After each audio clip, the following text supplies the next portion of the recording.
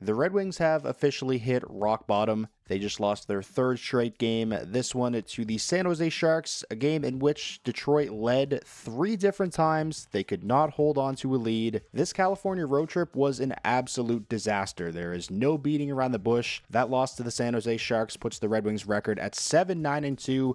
Good for just 16 points, which is tied for last place in the Atlantic Division and tied for last place in the entire Eastern Conference. I came into this season knowing damn well there was a very good chance the Red Wings would regress. I was prepared for it. Last season, they were towards the bottom of the NHL in expected goals percentage, but had one of the highest team shooting percentages in the NHL. That's just not sustainable. That being said, I definitely was not prepared for them to regress this much. The Red Wings currently have the best power play in the entire Eastern Conference. Their power play has been very good this season, and yet they still rank towards the bottom of the NHL in goals per game. At 5-on-5, this team is just not generating enough scoring chances. Bottom line, plain and simple. You can no longer say, well, it's only been a couple of games, let's give them some time. 18 games is a pretty large sample size. The season is over 20% done. This version of the Detroit Red Wings is just bad. They are consistently giving up way more high-quality scoring chances against than they are generating for themselves. They are consistently getting heavily outshot. Their shot differential on the season is absolutely abysmal. This is very ugly, and just imagine how much worse things would look if the Red Wings didn't currently have the best power play in the Eastern Conference and if they hadn't signed Cam Talbot. You know who I think had a really good game tonight for the Sharks? Jake Walman. Picked up a power play assist, drew a penalty. I think he's had a really solid season so far for San Jose as a whole. I know I'm beating a dead horse at this point, but I still cannot wrap my head around the fact that the Red Wings not only traded Jake Walman in exchange for nothing, but also gave San Jose a second-round draft pick just to take on the remaining 2 years of Jake Walman's deal. I don't want to hear the excuse that Jake Walman had off-ice issues that led to him being traded. I don't want to hear the excuse that the Red Wings had to make space on the left side for Edvinsson and Albert Johansson to get playing time, or the excuse that they had to free up cap space. Jake Walman is a good defenseman. You know what helps you win hockey games? Having good players on the ice, having good defensemen on the ice. And when the Red Wings pairing of Simon Edvinsson and Moritz Seider is not on the ice, they are cooked. They stand absolutely zero chance. You know who else is a good defenseman and is having a great season so far? Shane Gostisbehere, who left the Red Wings in free agency. He signed a 3-year deal with the Carolina Hurricanes that has a cap hit of just $3.2 million per season, which is a lot less than I thought he was going to sign for. That would have been well within the Red Wings budget if they didn't have over $21 million tied up in Andrew Kopp, JT Compher,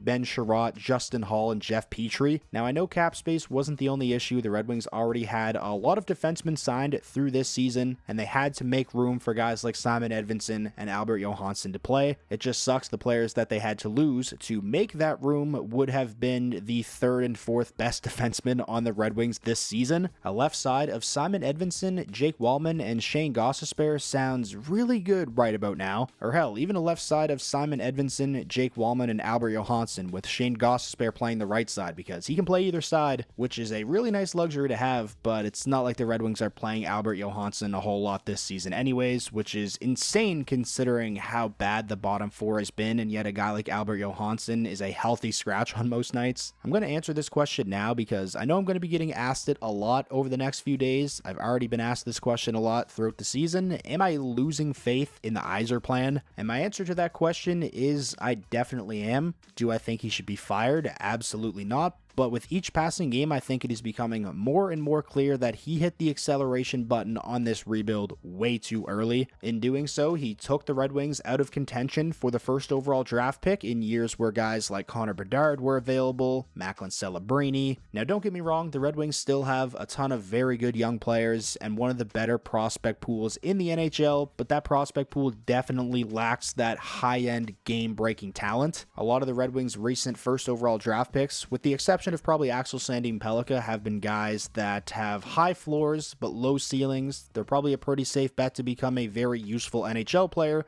but not the kind of game breaker that the Red Wings are seriously lacking. And those are the kind of players you need to build a perennial Stanley Cup contender. At the very least, you probably need to have one of those players. And unless they're able to land a player like that in free agency or in a trade, or one of their prospects massively overachieves, it doesn't look like the Red Wings are going to have a player like that as they try to come out of this rebuild. Am I overreacting? Maybe a little bit, but this is truly the most down in the dumps I have felt as a Red Wings fan in a very long time. At least when they were really bad for a few years there, they were supposed to be really bad. Steve Yzerman definitely has his hands full. The next year or so is going to be very interesting. This roster needs a lot of work, and Steve Yzerman does not have near the amount of flexibility as he used to in terms of roster flexibility and cap space. That's really all I got for this one, though. As always, I want to know your guys' thoughts, especially if you're a Red Wings fan. Sound off down below in the comments. This is a safe space, and I will talk to you guys all again soon.